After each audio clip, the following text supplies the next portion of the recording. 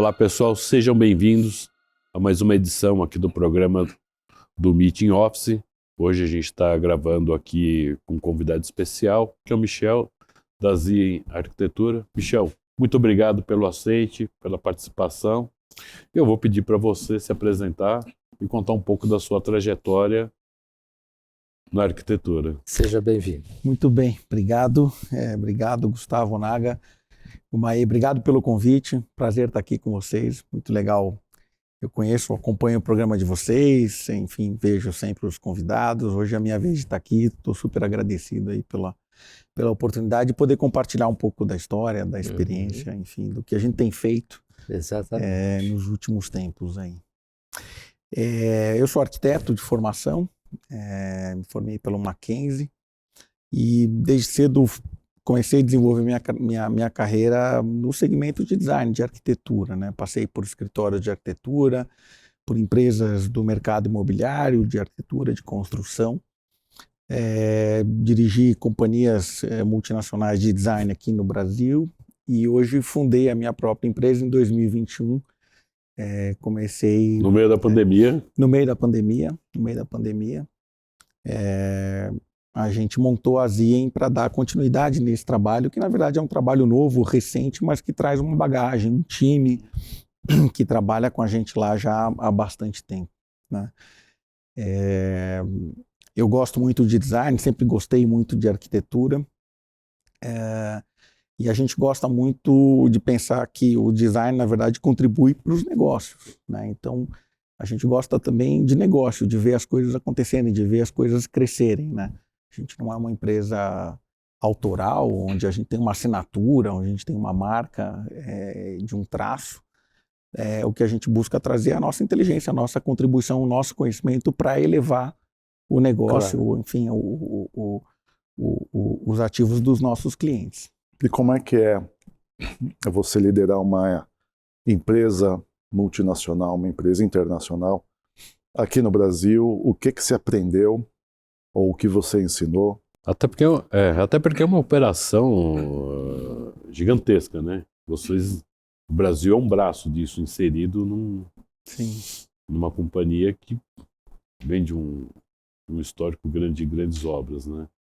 A gente está falando da Gensler, né? A Gensler é o maior escritório, a maior empresa de design do mundo, é mais do que uma empresa de arquitetura, né?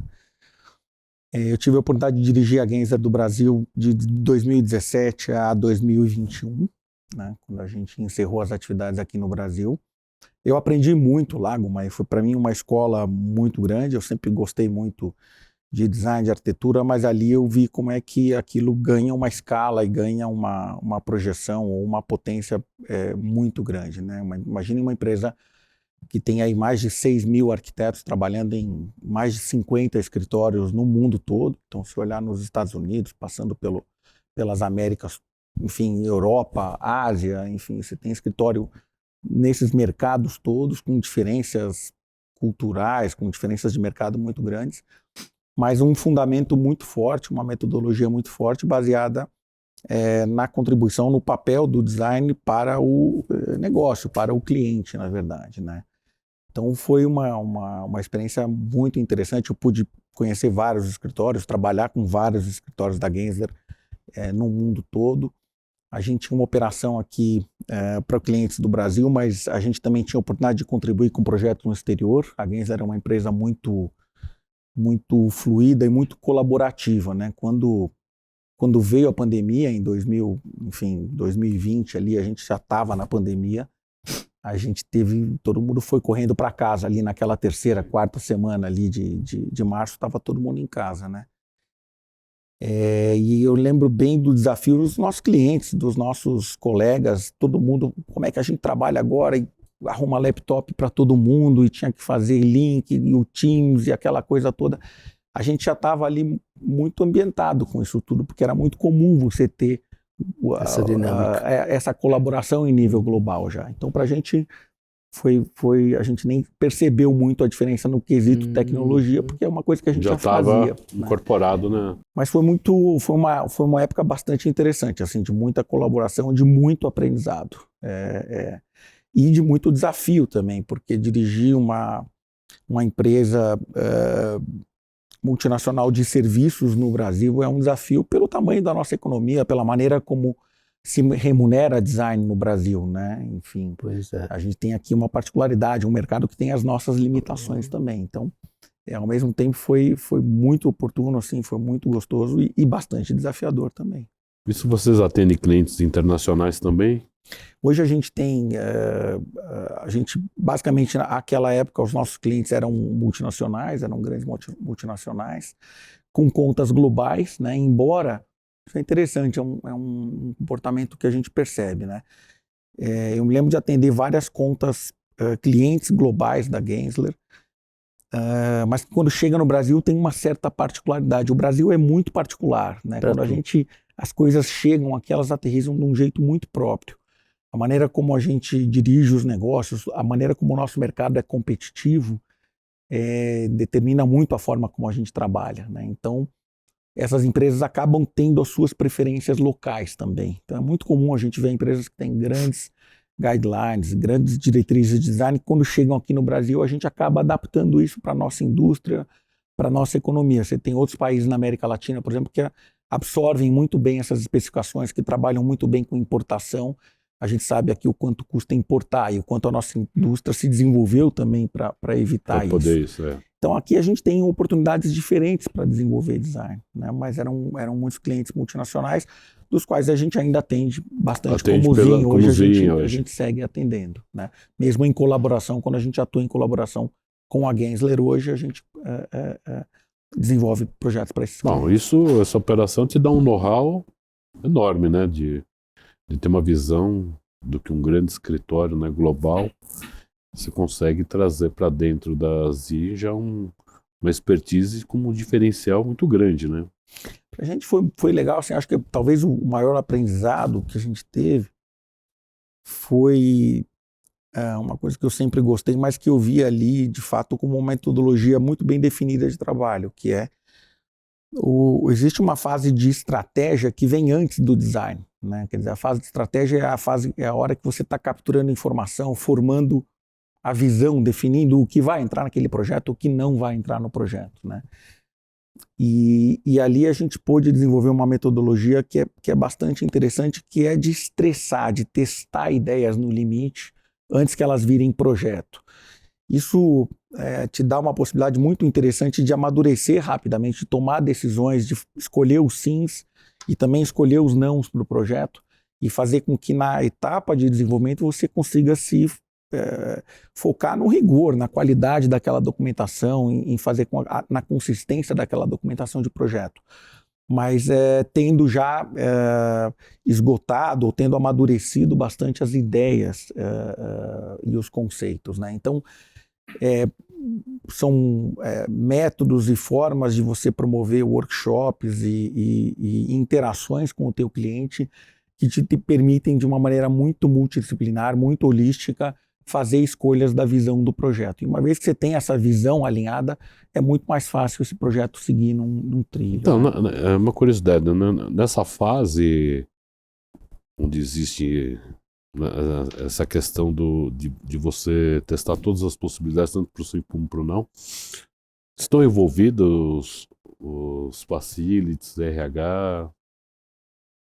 Ou ele entra numa fase... A gente acaba dependendo bastante da dinâmica do cliente. Então você tem clientes que realmente têm uma visão mais multidisciplinar e um processo bastante colaborativo de construção de projeto. Então, realmente eu acho que a natureza do cliente determina bastante isso. A gente busca sempre que possível ampliar, estender as disciplinas para olhar a operação, olhar o RH, olhar, enfim, a manutenção, o facilities, enfim, olhar o comercial, o negócio da empresa, porque no fundo você está fazendo um projeto para todo mundo, né? Aquilo tem que funcionar para todo mundo no final do dia. Então acho que a gente acaba, no fundo, dependendo um pouco da natureza do cliente, mas o que a gente faz é sempre promover essa interação, né? A gente vê hoje uma participação, a gente conversava um pouco sobre a importância do RH nesse momento hoje, né? Quer dizer, se a gente olhar historicamente, a gente tem fases que os CFOs ditam mais as coisas, outras os facilities. Hoje a gente vê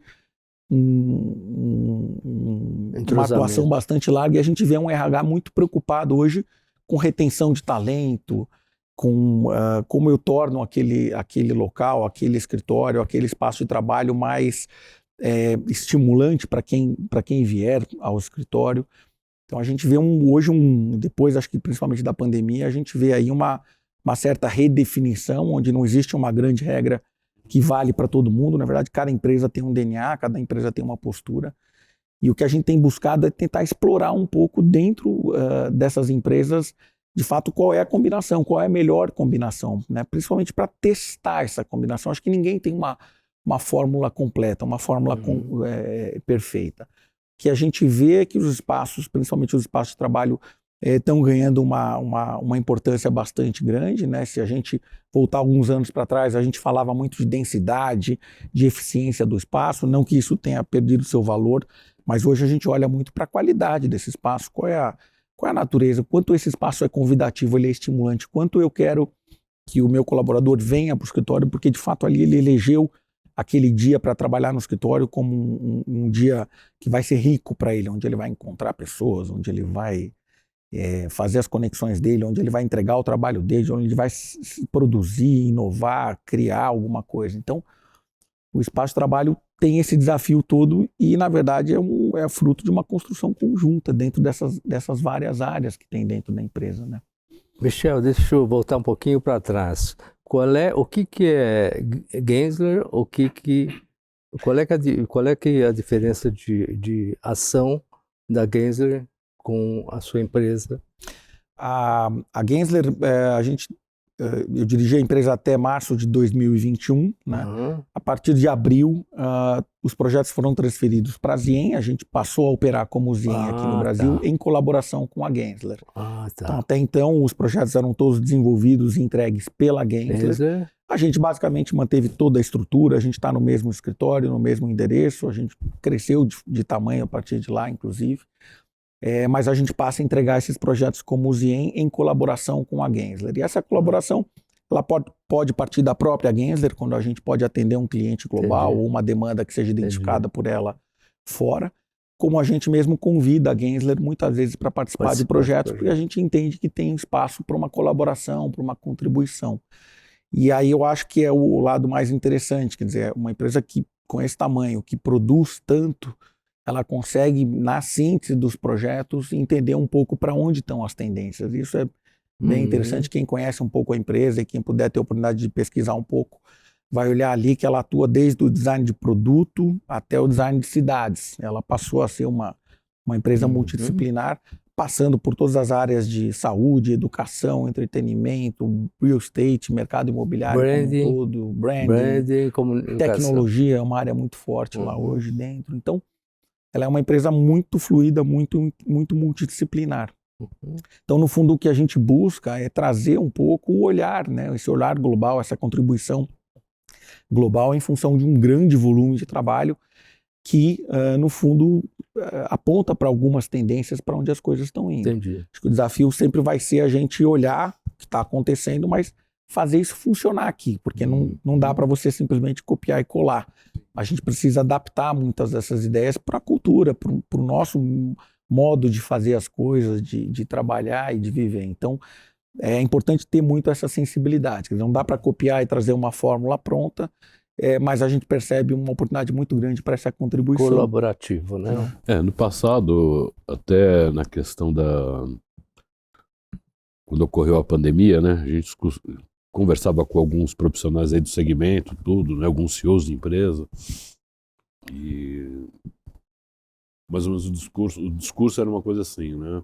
O que acontece na Europa, os Estados Unidos, né, a Ásia, vem acontecer aqui no Brasil 10 anos depois, né, uma década depois, né? E na pandemia passou a régua e todo mundo começou... Todo mundo largou junto no mesmo ponto, né, da coisa. Então, todo mundo com o mesmo problema ali. Porque os problemas continuam, né, cara? Sendo lá, as dificuldades ocorrem, né? Porque foi um negócio que pegou o mundo desprevenido, né? Então, largou todo mundo igual agora, né? E a gente acompanha alguns CEOs de empresa, né, que tem operação fora do país, que estão aqui no Brasil, mas são empresas globais, né? E quando a gente escuta o discurso deles, as falas e tudo mais, como está alinhado com o que está acontecendo lá fora. E você pergunta assim, qual é o delay nisso? Não existe. Eu acho que É real time. O que está acontecendo lá está acontecendo aqui. eu percebo um pouco isso. A gente, com as equipes que a gente colabora lá fora ainda, a gente percebe que não tem um gap, né? Todo mundo está buscando ainda as mesmas coisas, né? Que é qual é o modelo mais eficiente, qual é o modelo mais aderente, né? A gente saiu aí para pegar da pandemia para cá a gente fala home office e tal, mas na verdade chamava trabalho forçado de casa, porque não era uma opção, nunca foi uma escolha, né? Então você tinha muita tendência que já existia, a gente teve um processo de aceleração muito grande. Eu não acho que a gente já tinha oportunidade de trabalho de casa, acho que tudo que está acontecendo, a gente já tinha tecnologia. Já tinha tecnologia. Não teve nada de muito novo, o que a gente teve foi uma aceleração muito grande, um amadurecimento muito grande, uso muito intensivo disso tudo. Em curto espaço de tempo. Em um curto espaço de tempo. Eu acho que o que fica para mim desse período que a gente passou é de fato uma aceleração nessa transformação. Mas as tendências, as tecnologias, a forma de interagir e o que as pessoas estavam buscando, já na verdade, acontecendo, já né? era latente, já acontecia. A gente olhava o design mesmo, a gente olha hoje o design que a gente faz no workplace, no ambiente corporativo, ele está muito parecido com a casa das pessoas. No final do dia é só a gente olhar aqui, mesmo onde a gente está hoje, né? Porque as pessoas têm essa busca, têm essa... Então, mas você vê a velocidade que isso tudo ganhou, né? Então, essa busca por conforto, por bem-estar, por sustentabilidade de alguma forma, a gente não tem... Os conceitos já estavam todos ali, né? A gente viu foi essa grande intensidade, essa grande velocidade toda, né? Nesses conceitos. Como é que tem sido as conversas? Os seus interlocutores, seja facilities, seja recursos humanos, eles têm noção das estratégias deles? Eu acho que eles têm acho que as empresas têm as suas culturas, os seus valores bem definidos. Porque assim, né? O Drucker já dizia que a cultura papa a estratégia no café da manhã, né? Então, assim, tem isso. Eu acho que, obviamente, as empresas já têm a sua cultura bem estabelecida, mas ela precisa encontrar uma ferramenta, que é o espaço de trabalho, mais adequada, mais aderente àquilo. Hoje é a forma de trabalhar, que seja mais eficiente, mais producente, né? Eu acho que essa fase de estratégia para a gente é bastante interessante, porque é quando a gente tem a oportunidade de explorar mesmo os gaps que estão dentro da organização, né? Então, a gente olha o RH muito preocupado hoje em reter talento, em atrair novos talentos. E aí o RH está preocupado em como o espaço de trabalho é uma ferramenta para que isso aconteça, né? Então, dentre todos os benefícios, né? Além de tantas outras funções que o RH tem, ou tantos olhares e tantas preocupações, ele também está olhando o espaço de trabalho e olhando aquilo como um diferencial. Saúde, bem-estar. E a gente olha as gerações, principalmente as gerações mais novas, o quanto é importante estar em um ambiente de trabalho como esse, por exemplo, onde a pessoa se sinta satisfeita, se sinta bem dentro acolhida, daquele né? ambiente, né? Ele pode ali... E aí as preocupações com a qualidade da iluminação, a qualidade da acústica no ambiente, da temperatura, a qualidade do ar. Olha quanta coisa a gente tem hoje que se a gente voltar 5, 10 anos atrás, a gente estava ali cumprindo norma, olhando, falando, não, está tudo atendido aqui. Hoje a gente está buscando isso como diferencial. Então, eu acho que o RH, por exemplo, passou a ampliar muito esse escopo de trabalho, né? Os CFOs estão sempre preocupados com a melhor eficiência, né? Então, o que eu vejo hoje nos projetos que a gente tem, na verdade, é um grande debate sobre a eficiência de real estate para a qualidade daquele real estate. Ou seja, no fundo qual é o menor espaço que eu poderia ter com a melhor qualidade possível. Essa é a equação, é a fórmula mágica. Só que eu acho que hoje ela é fruto de uma experimentação, de uma série de coisas que a gente está percebendo que funcionam, né, e que podem ser mais implementadas, né, e outras que a gente vê que não funcionam, que a gente tem que começar a deixar um pouco de lado. Então, eu acho que esse equilíbrio é o que realmente as empresas estão buscando.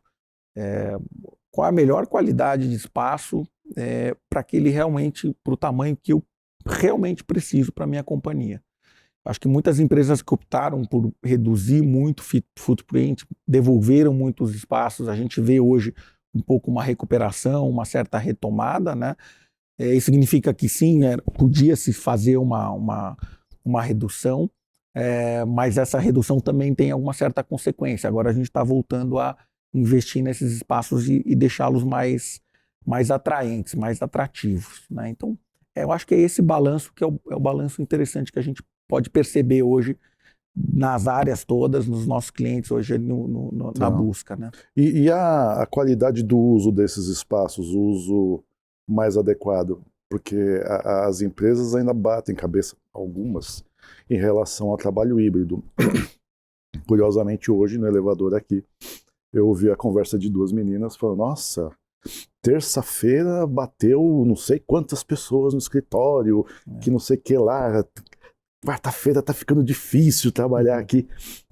Tem isso também agora, né? A volta, né? Então, assim, até que ponto é oferecer um espaço que seja eficiente, o menor com mais, digamos assim, ou menos com mais, mas como é que você vê a dificuldade das empresas em estarem usando melhor esses espaços?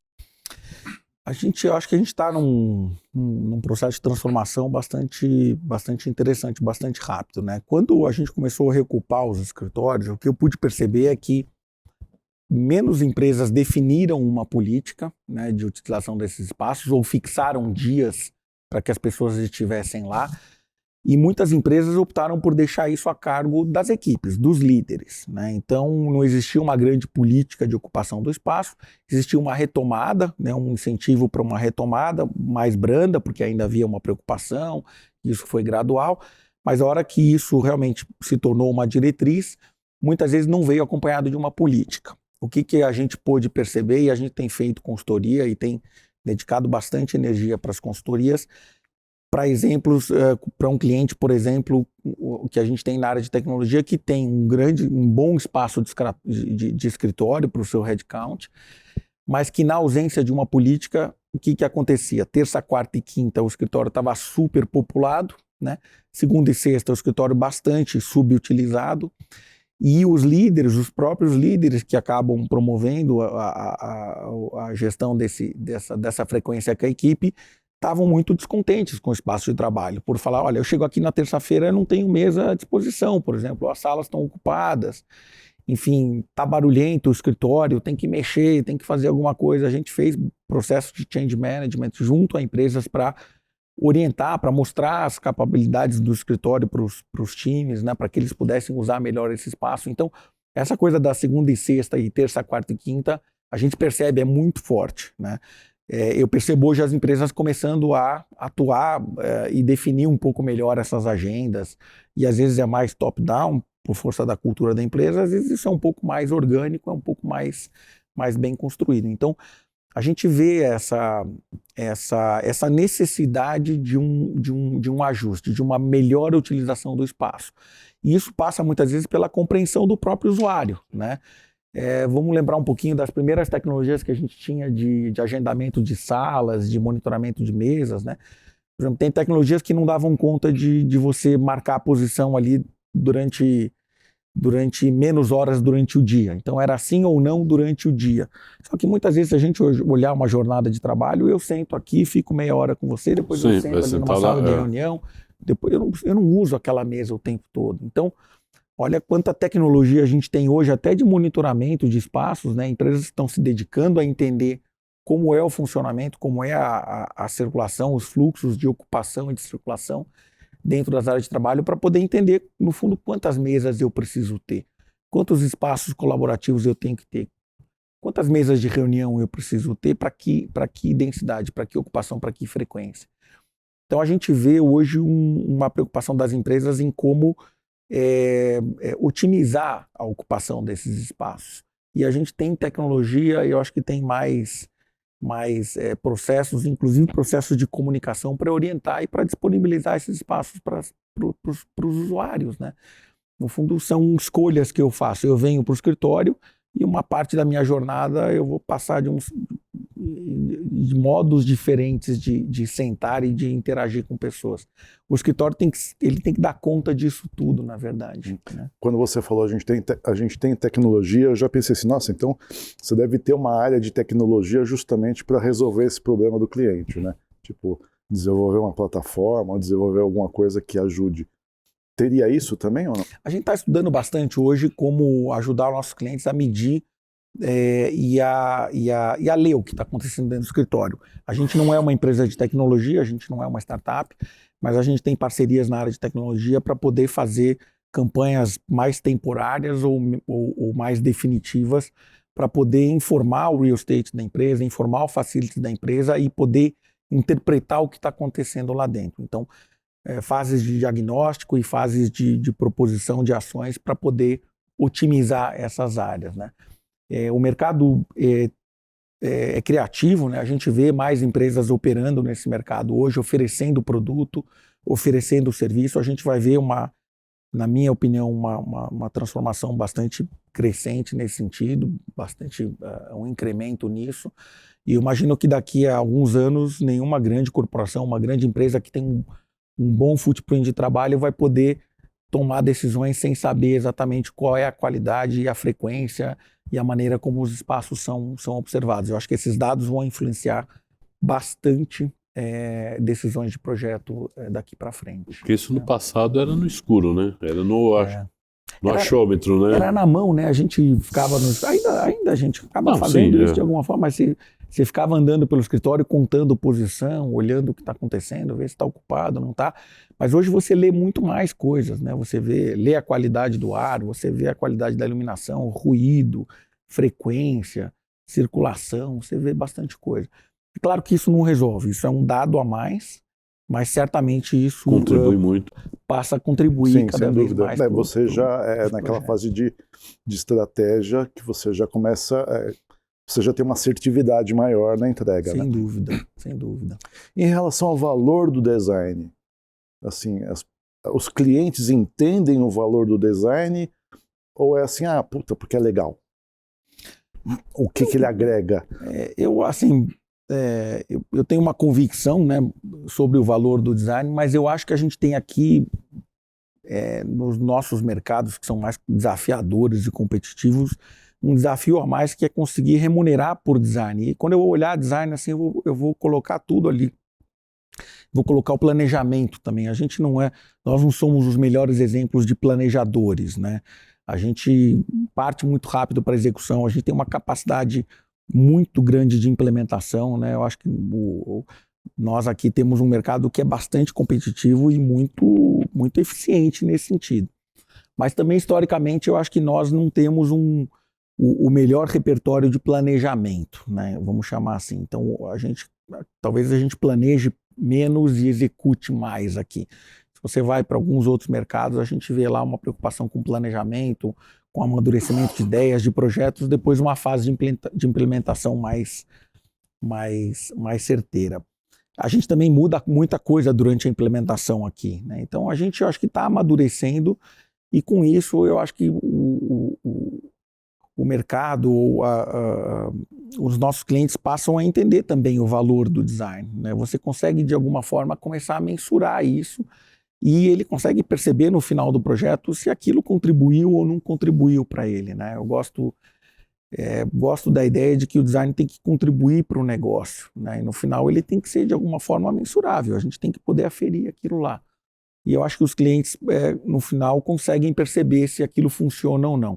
Eu acho que fazer belos projetos ou fotografias muito bonitas, ou ambientes muito bonitos, não há dúvida que a gente tem muita capacidade, muitos escritórios, muita gente pode fazer.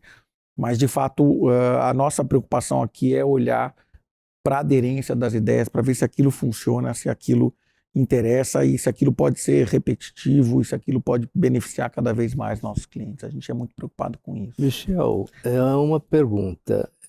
No Brasil, eu acho que é a única empresa que trabalha design e arquitetura em conjunto.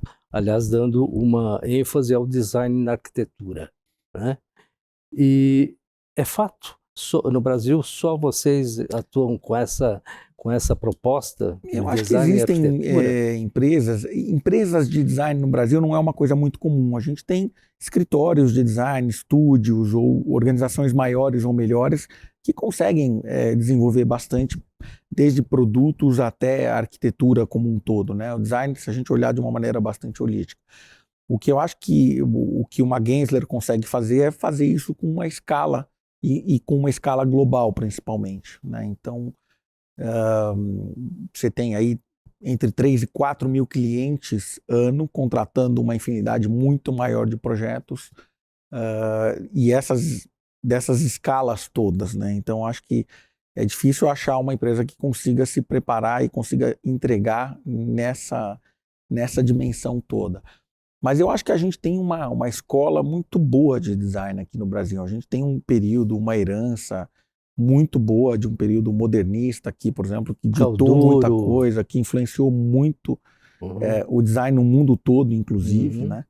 Então, eu acho que a gente tem uma boa escola de design. A gente tem muita oportunidade de conseguir fazer isso tudo funcionar muito bem. A gente tem muita gente talentosa aqui, né? Não é à toa que a gente tem grandes arquitetos, grandes nomes que são expoentes aí desse mercado de arquitetura e de design aqui no Brasil, né? Dos projetos, vocês atuam também na construção, na execução, acompanhamento, gerenciamento, né? Porque se a gente for olhar um pouco, o nosso trabalho começa nessa fase de estratégia, né? De concepção, depois a fase de desenvolvimento, de documentação, de preparar os projetos. Mas é muito importante para a gente poder estar na obra, né? A gente não executa a obra, a gente não faz obras. Toda vez que a gente participa de um processo de construção, vai ser envolvido pelo cliente para que a gente seja os olhos do cliente naquele espaço, naquela implantação. Ou a gente vai trabalhar em parceria, como um design and build, por exemplo, com construtoras. O nosso mercado consome bastante design and build, né? Uma coisa que aqui no Brasil é bastante utilizado, tem épocas que mais, épocas que menos. Mas a gente tem uma escola muito legal de design and build que deixa, inclusive, os americanos, muitas vezes, curiosos com essa nossa capacidade, com essa nossa velocidade, com essa nossa capacidade de fazer projetos fast track, né? A gente realmente é muito, muito bom nisso. Então, quando a gente atua na fase de construção, a gente vai atuar sempre em parceria com bons construtores, com bons parceiros que a gente tem. Mas o nosso olhar sempre vai ser para a implementação, para o projeto, para a concepção e ver se aquilo está acontecendo de fato como a gente imaginou e eventualmente promovendo algum ajuste, né? Você tem na fase de implementação é que você consegue perceber se aquilo está funcionando, está realmente cumprindo os objetivos que você imaginou, e muitas vezes são ajustes que são importantes que sejam feitos ali E vocês acompanham a obra até o final? A gente acompanha bastante a obra também, a gente gosta muito disso, gosta bastante. Interessante. E aí depois que entrega, eu fico pensando no olhar da pessoa de RH, digamos assim, de explicar para quem vai usar o espaço do porquê daquele design. Vocês chegam a fazer isso? A gente tem alguns processos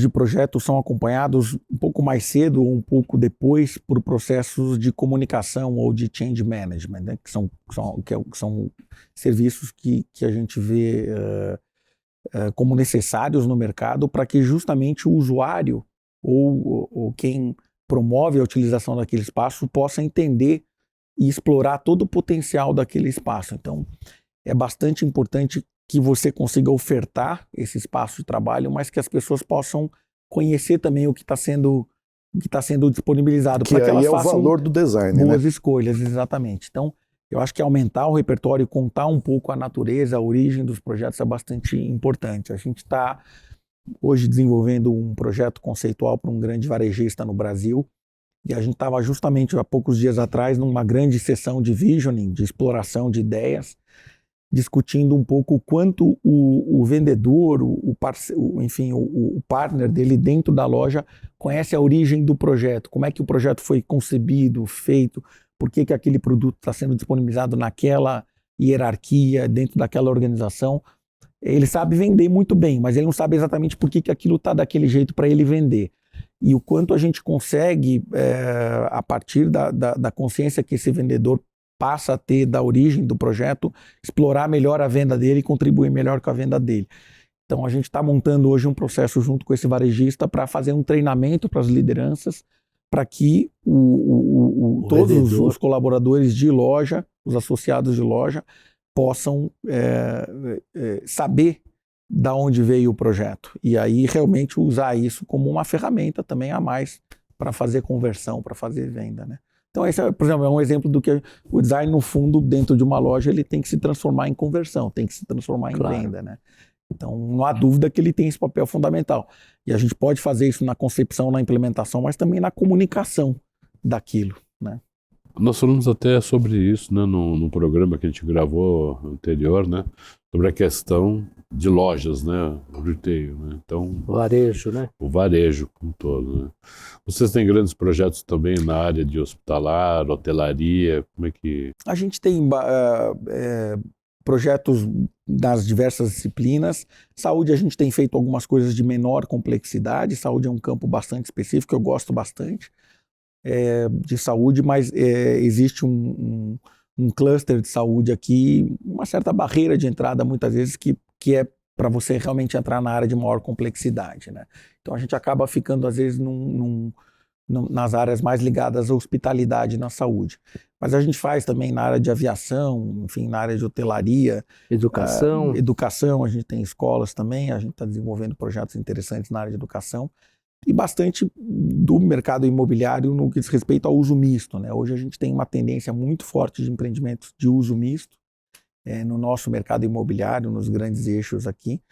E a gente tem uma boa parte da produção do escritório voltada para esses empreendimentos também. Esses escritórios, vamos dizer, empreendimentos uso misto, isso é uma imposição do plano diretor, não? A gente tem... Ou é uma tendência que... Eu acho que é uma tendência, né, que de fato, quando o legislador começa a olhar para essa tendência e também poder explorar essas possibilidades na legislação, ele acaba dirigindo um pouco a legislação para lá. Então, eu acho que a gente tem ganhos, né, os últimos, apesar da gente debater bastante coisa no setor sobre como a gente poderia ajudar o legislador ou poderia promover alguns ajustes que são interessantes para a qualidade das cidades, mas você vê uma preocupação do legislador no último plano, por exemplo, que a gente teve, em promover esse uso misto. Então a gente tem uma legislação que não só incentiva, mas ela acaba dirigindo bastante a tua produção nesse sentido. Há quem acha isso bom, né? Há quem acha que é excessivo, que o mercado devia ter mais liberdade, mas sem dúvida a gente vê o ganho disso, a gente vê o nosso mercado crescer e inovar também em função disso. Não, eu até entendo porque assim, a cidade ela cresce na vertical, né? As ruas continuam as mesmas, né? As vias não existe uma ampliação de vias, né?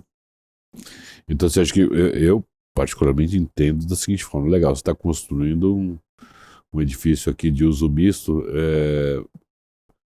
o quanto mais você conseguir atender e ficar naquele seu quarteirão, muito bem, porque para você se locomover para o outro quarteirão já cria uma dificuldade, né? Sem dúvida. Tem boas discussões, né, sobre essa questão da densidade das cidades. O que é melhor, uma cidade mais densa, mais verticalizada, né, onde você tem uma infraestrutura mais concentrada, que atende mais gente ali, você não precisa investir tão longe, ou é melhor uma cidade menos adensada? E tem muito debate, né, debate até de preferência, de ideologia, tem várias ideias nesses campos, né. Eu gosto muito da ideia de você valorizar a infraestrutura urbana e poder adensar, né? As pessoas gostam das cidades, elas gostam de conviver, elas gostam não é à toa que hoje a maior parte das pessoas vivem em núcleos urbanos, né? Esse ciclo ainda, cada dia cresce mais, Claro, né? não. Então a vida em cidade, ela é muito atraente, ela é muito interessante, eu gosto muito disso. E eu gosto da ideia de você adensar, de você trazer riqueza para esses espaços. Então, eu acho que quanto mais uso misto você tiver, no sentido de atender mais possibilidades e fazer com que as pessoas se locomovam menos e tenham mais opções à mão ali, eu acho que sempre é um ganho bastante grande. A gente olha bastante coisa sendo feita hoje no nosso mercado nesse sentido. Eu, particularmente, acho muito interessante, acho que é um movimento que só vai crescer, a gente só vai ver isso acontecer mais e mais. E, na verdade, os produtos residenciais ou comerciais ou corporativos vão acabar se encaixando dentro dessa dinâmica toda, de acordo com o interesse do empreendedor, do desenvolvedor em si. Então, a gente tem um processo bastante interessante, eu acho. E aqui a gente vê em São Paulo a velocidade com que isso tudo está acontecendo. Não, é né? muito dinâmico, né? A gente tinha se não me engano, acho que foi em março, né, Naga? A gente pegou um relatório de obras que estavam em projetos de lançamentos, né, voltado para corporativo, né, não como residencial tudo. Aí você tinha 450 projetos, né? Subindo, né? Subindo, né? Que estavam sendo lançados ali, que já iam para execução, e a velocidade da obra, ela é muito rápida, né? Antes você falava em coisa aí de 4 anos, né? Hoje você vê aí, em 2 anos você tem um prédio completamente pronto, todo. O ciclo imobiliário, né, ele tá, a gente ainda acha que ele é muito longo aqui no Brasil, né? A gente tem empreendimentos que levam bastante tempo para serem aprovados, Sim. enfim, o ciclo ainda é um pouco maior, mas a gente vê muita tecnologia, muita técnica, bastante oportunidade para redução. É um mercado bastante competitivo, né? O mercado imobiliário é um mercado bastante competitivo e a gente vê a agilidade, a qualidade, enfim, a criatividade do nosso mercado. A gente mesmo é demandado todo dia com questões novas, com possibilidades novas, com oportunidades para tornar essas ofertas, esses apartamentos, esses escritórios, esses consultórios cada vez mais interessantes para quem vai adquirir, para quem vai utilizar, né, para o usuário final. E, bom, vocês atendem o Brasil todo, né? A gente tem projetos no Rio, São Paulo, Goiânia. Claro que a maior demanda é aqui no Sudeste, né? Mas a gente tem projetos aí espalhados. E muitas vezes nossos clientes acabam, porque são corporações que têm operações também em outras regiões, a gente acaba atendendo fora também. Acho que a atividade em si de projeto ela é uma só, mas a gente tem que entender um pouco essa diferença regional muitas vezes para poder particularizar as demandas, né? Então a gente gosta dessa ideia de isso que eu ia perguntar, até que ponto você novas, consegue né? mesclar a cultura da região, né, os traços, com a da empresa. Da empresa, né? Para as pessoas da região também se identificarem com aquele design, né? Não é só entre aspas, só os colaboradores daquela empresa, né? Sim. Ter esse reconhecimento. Eu acho que não tem jeito melhor de fazer isso do que essa exploração, essa curiosidade, essa pesquisa, né? Eu acho que essa palavra diz bastante. Então, se a gente vai a Goiânia desenvolver um empreendimento, a gente sabe que a preferência do usuário, o programa, o jeito de viver, tudo é diferente, né? Quer dizer, a gente tem que entender melhor isso. E aí essa fase de perguntar, de pesquisar, de olhar o que é importante para aquele mercado, para aquelas pessoas, é muito importante. Porque senão a gente comete o erro de fazer algo que a gente considera que é bom, mas que não vai ter o mesmo valor, no valor percebido por quem vai comprar, ou para quem vai morar, ou para quem vai utilizar. Então eu acho que essa fase de estratégia de pesquisa ela é ainda mais importante quando você expande e vai para novos horizontes, onde não é ali a tua praia propriamente, você não domina aquela cultura, aquele modo de viver. Então, mais ainda você tem um processo que tem valor para te ensinar, para te orientar, para poder chegar nesse melhor resultado, né? A gente gosta muito dessa ideia de processo de design. O design não é uma inspiração assim, de uma hora para outra resolve tudo. A gente gosta muito da ideia de que ele é construído com muitas camadas, com muitas contribuições, e você vai fazendo escolhas que se mostram mais felizes, mais bem-sucedidas, ou não para o projeto. Então é uma construção de várias ideias, né? Falando de inspiração, fugindo totalmente do que a gente está falando, que eu fiquei curioso, falando quem fala de design, né, a gente sempre fica tirando essa fase exploratória, onde é que você se inspira mais? Eu acho que no fundo a gente gosta de olhar o que está acontecendo, o que as pessoas estão buscando e a gente sempre vai buscar uma referência dos nossos projetos, né? Eu acho que todo bom projeto ali tem 2 ou 3 referências que são bons argumentos. E às vezes eles estão ligados à materialidade ou à cultura daquele local, ou ao modo de viver, ou ao repertório das pessoas que vão utilizar esses espaços. Então, eu acho que a inspiração acaba vindo de muitos lugares. Mas ela no nosso entendimento, ela é uma construção muito coletiva, né? Ela é muito menos um insight do que propriamente e muito mais propriamente um processo de construção, né? Então, a gente gosta muito dessa ideia de construir essa inspiração, de usar elementos, de trazer tudo, testar essas ideias, jogar fora muitas ideias para que aquelas que sejam melhores se tornem as mais importantes dos argumentos do projeto. A gente gosta muito de jogar a ideia fora. A gente não se preocupa em jogar a ideia fora, a gente gosta de jogar a ideia fora. Porque é isso que torna o projeto muito rico no final do dia. Joga fora, né? Ou guarda numa gaveta? Às vezes a gente guarda na gaveta ali. Assim, um dia ainda vou usar. Numa nova oportunidade. Sem dúvida. A gente gosta de guardar as ideias boas também. Mas parabéns, em tão pouco tempo vocês fizeram muita coisa. A gente tem crescido bastante, a gente tem oferecido, tem buscado processos de colaboração com os nossos clientes, né? A gente tem investido bastante em tecnologia, por exemplo, a gente tem hoje um software em desenvolvimento lá para ajudar a gente na viabilidade de projetos imobiliários, por exemplo, né? Acho que a fase de viabilidade é a fase mais importante para o incorporador, é a hora que ele desenvolve ali a concepção do projeto e diz, isso aqui funciona, não funciona para mim, vou investir nesse terreno, nesse projeto ou não vou, né? E quanto mais ágil a gente for nesse processo, melhor. A gente está desenvolvendo tecnologias, por exemplo, para tornar esse processo de viabilidade mais rápido, entre estudos de massa, estudos numéricos, e para poder exportar rapidamente dados para o empreendedor, para ele olhar e falar assim, olha, entre receita, custo, oportunidade, isso aqui está valendo para mim ou não. Quanto mais ágil a gente for na tomada de decisão, melhor. E quanto mais rápido esse empreendedor puder fazer pela escolha, pelo sim ou pelo não, melhor.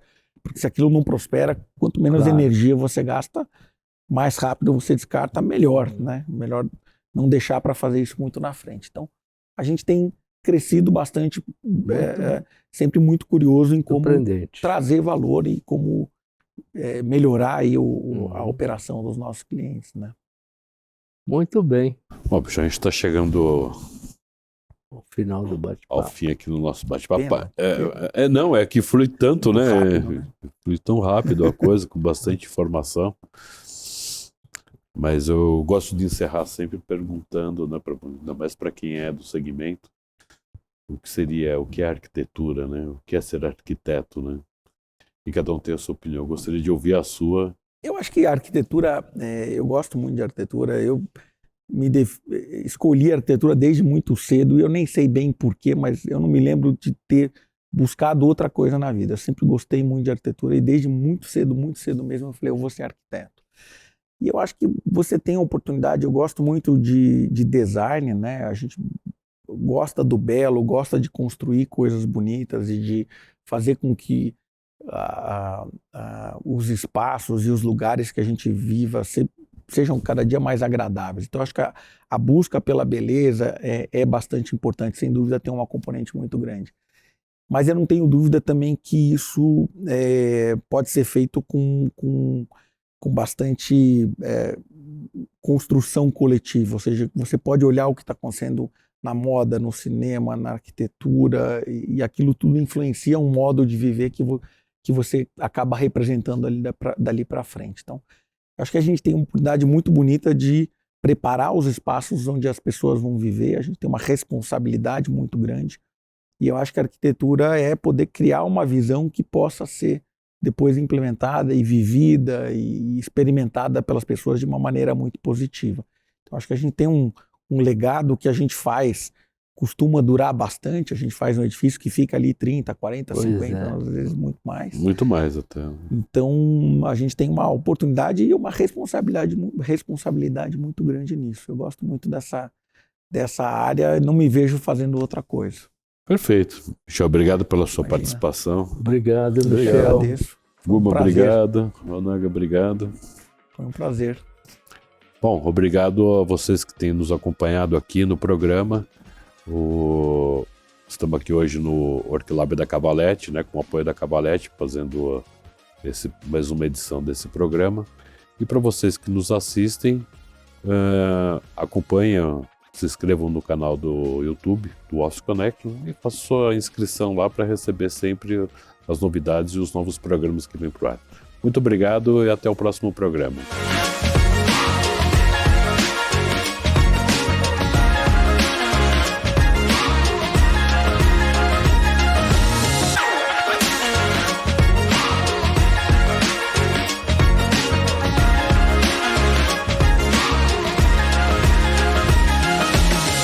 Cavalete, há 50 anos como suporte para suas conquistas.